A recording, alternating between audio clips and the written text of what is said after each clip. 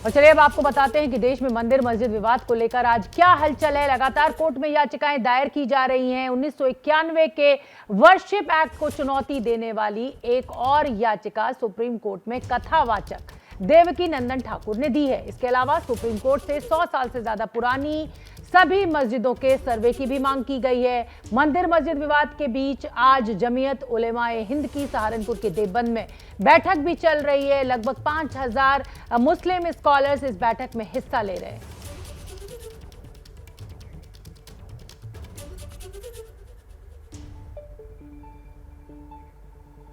और देश भर में चल रहे मस्जिद मंदिर विवादों को लेकर जमीयत उलेमा हिंद की देवबंद में जो बड़ी बैठक चल रही है उससे भी हम अपडेट आपको लगातार दे रहे हैं।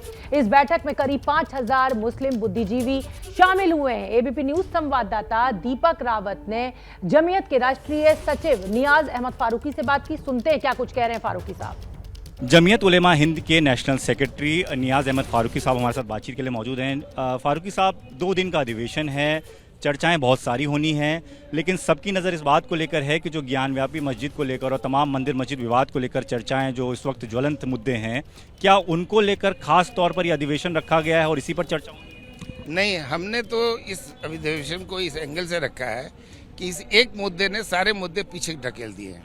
तो हम एक बात ये कहना चाहते हैं कि ये एक मुद्दा बहुत इम्पोर्टेंट मुद्दा है और हमारे देश में ये मुद्दा जब तक रहेगा तो इसका गलत इस्तेमाल होता रहेगा। तो इस मुद्दे की वजह से और सारे मुद्दों से नज़र न हट जाए, ये हमारा मेन मुद्दा है इस प्रोग्राम का। इस मुद्दे को हमारा ये कहना है कि ये एक सियासी मुद्दा है और एक ख़ास मकसद के लिए इसको उठाया गया है ताकि हमारे दूसरे लोग सब लोग आपस में मिलकर देश को आगे बढ़ाने का काम।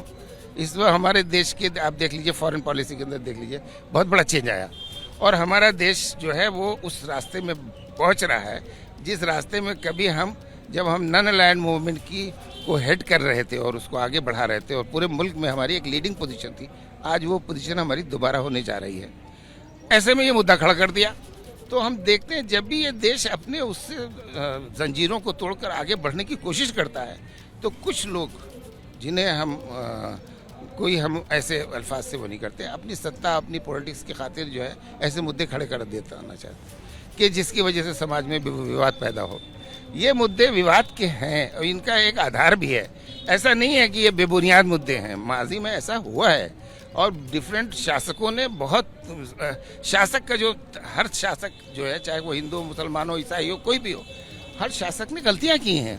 उन गलतियों का खुमियाजा हम लोग भुगत रहे हैं।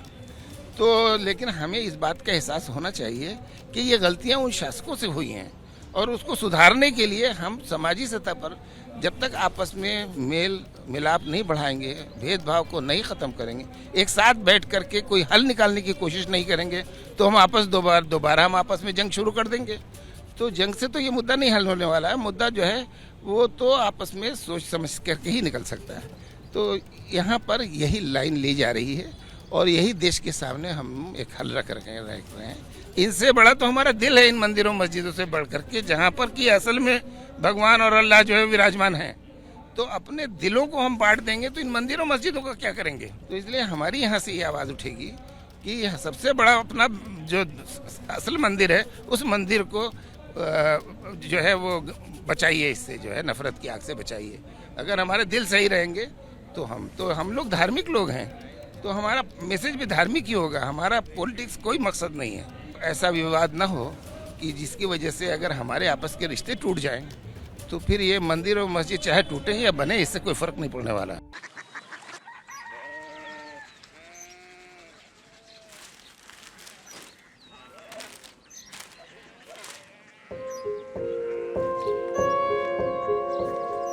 बाबा बाबा कोरिया सिटी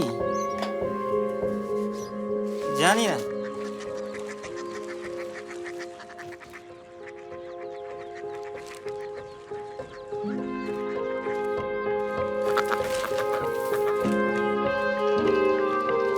कोरिया सिटी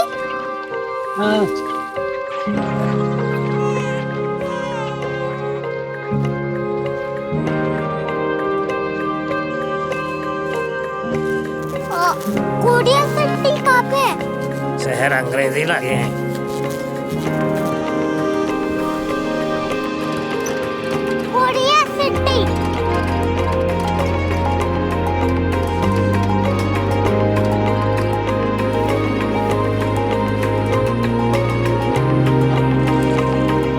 वो बहुत दूर है।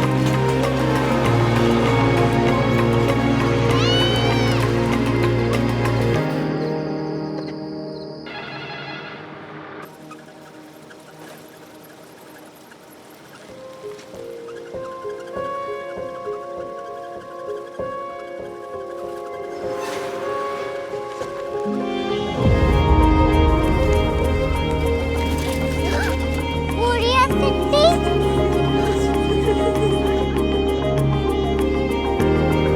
दुनिया को कुछ लोग बड़े होते हैं। कोरिया सिटी कहाँ है? प्रोफेसर साहब को पता होगा।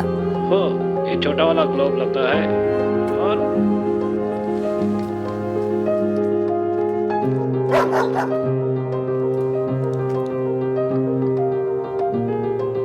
पता नहीं, मेरी बेटी से जाके मिल लो, शायद उसे मालूम हो।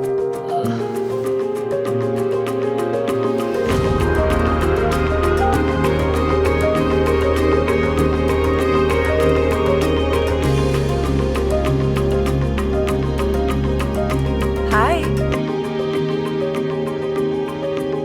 बाबा ने भेजा है। Come here. Korea city. Korea city नहीं, क्यूरियोसिटी। वो क्या? That's what brought you here? जो तुम्हें यहाँ तक ले आया। क्यूरियोसिटी।